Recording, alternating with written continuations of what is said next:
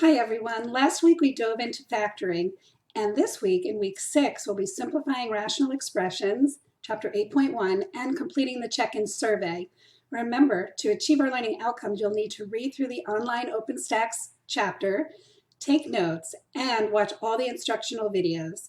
Please note your completion of all the assignments is critical to your learning and to your grade in the course. Additionally, do not forget to attend one of Naraya's lab support sessions on Zoom this week on Monday or Tuesday. I know you're all looking forward to the holidays. Thanksgiving break is Wednesday, November 25th through the 29th. Since there will only be 2 weeks remaining in our course after the break, I highly recommend you use some of this break time to work ahead through chapters 8 and the extra credit opportunity. Students are always asking for extra credit, and here is our awesome extra credit opportunity.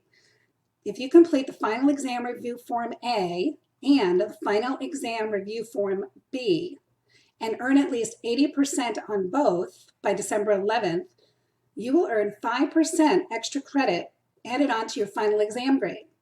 That's huge. This can make a difference of a letter grade in our course or even passing.